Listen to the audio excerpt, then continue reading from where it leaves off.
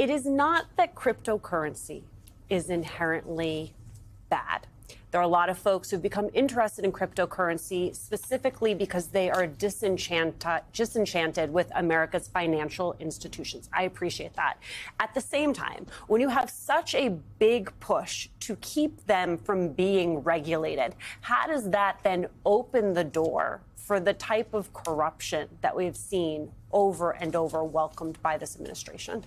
Yeah, I mean, I don't think it's a coincidence that President Trump changed his thoughts on Bitcoin, going from saying it was a scam to fully embracing it at the same time that his family launched all of these crypto investments.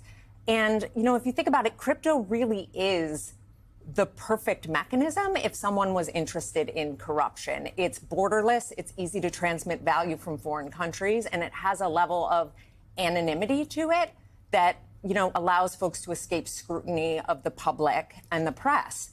But what I think is most important is while they are engaged in this push to enrich themselves through crypto investments, they are systematically dismantling all of the protections that Americans rely on to ensure that they're not being scammed, they're not being hacked. The CFPB right now is being shuttered as DOJ is trying to shut it down, and also dismantling the national security protections that prevent countries like North Korea from using crypto to fund their nuclear program. That's for me, the heart of all of this is when you listen to the vice president today at the crypto gathering, to Simone's point, sort of touting, Trump's business interests. It really comes down to the truth when you look at the two administrations on this subject. The Biden administration had legitimate concerns about where this potentially could be headed, but the Congress refused to regulate. The Congress refused to get in and actually understand exactly what this marketplace is, which is exactly why Donald Trump is all up in it, because it is unregulated. It is, as she noted, the wild, wild west. As you noted, the ability to have moments where, oops, I didn't know I couldn't do that, occur on a regular basis, right?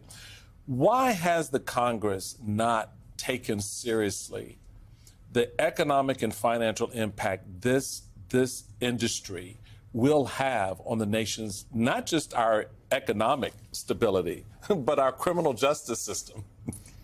It's a great point. And I would say there already are a lot of laws on the books that control many of the risks associated with cryptocurrency that the Biden administration was trying to enforce. And we have seen all of those litigations get dropped under the Trump administration, even as the litigation was successful. The government was winning in these cases and they got dropped. But I think it really comes down to the substantial lobbying influence of the cryptocurrency industry. They spent around half of all corporate spending in the 2024 election. None of the ads that they supported were about the benefits of cryptocurrency. They were about unrelated topics.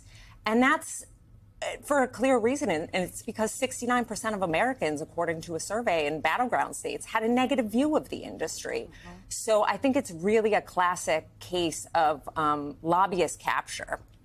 This is, I think that is the rub and that is the point. I mean, they spent about $200 million in the last cycle. To be very clear, I believe they spent the most money ever in the race in Ohio against Sherrod Brown. The reason Benny Moreno is the senator right now is because of the money that crypto spent. And to Amanda's point, Mark, I mean, the PACs were Fair Shake, Protect Progress, Defend American Jobs, right? They collectively raised over $197 million. None of those PACs said, hey, crypto, this is crypto. However, it was the crypto money that was powering those. And now you've got legislation in Congress where a number of Democrats have voted for it as it relates to cryptocurrency. Yeah, I hate to be the guy who blames everything on the Supreme Court, but I got to blame some of this on the Supreme Court. At least right? for your brand. I mean, his own brand. It right? was the Supreme Court that dismantled the entire infrastructure of campaign finance regulations that would have prevented crypto from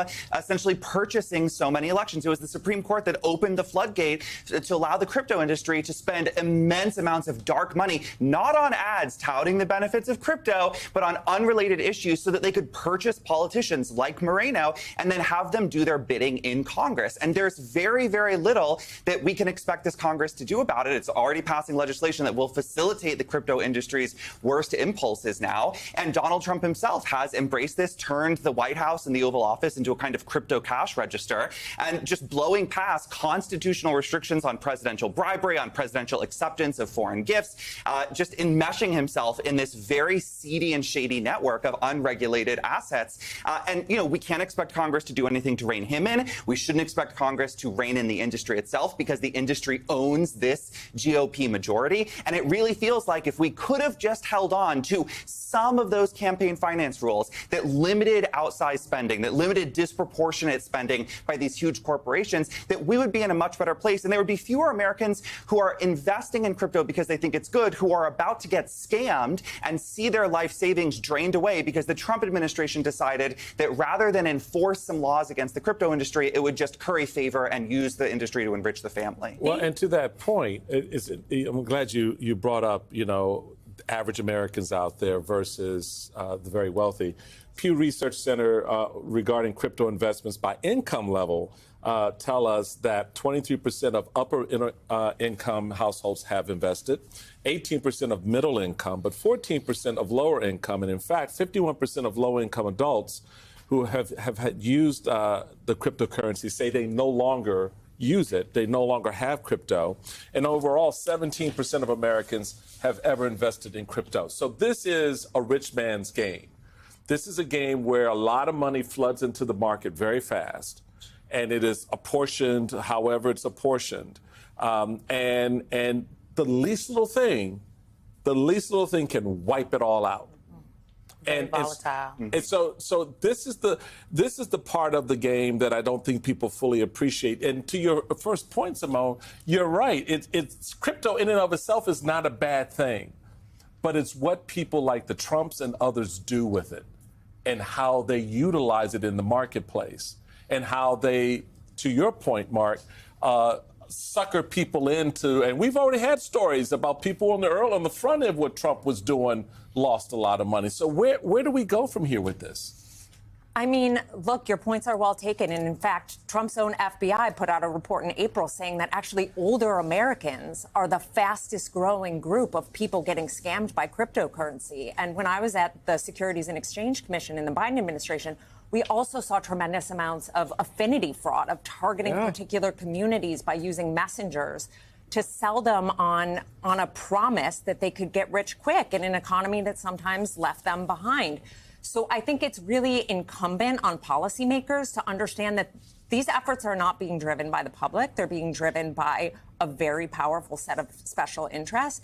And for them to stand up and demand that the full suite of laws applies to this industry. There is nothing particularly special about crypto that requires it to get its own special banking laws, special stock exchange laws. It's not different from the dollar. Just to bring this back to sort of one of the conversations we're always having at this table, it's fundamentally about the grift and about corruption. And I think we always ask ourselves, what is it that's going to break through? The plane from the Qatari seems to have broken through with the American public. This quote from Senator Chris Murphy speaking to Peter Baker at the New York Times. I want to get your reaction to it, Michael. It is unlikely he being Trump, to be held accountable through traditional means. There are going to be no special counsels. There's going to be no DOJ action. And so it's really just about public mobilization and politics. If Republicans keep paying a price for the corruption by losing special elections throughout the next year, maybe that causes them to rethink their complicity. You think that's the answer? That's the bottom line. At the end of the day, I've been saying it forever and a day. At the end of the day, the courts are a wall, but they can only hold for so long.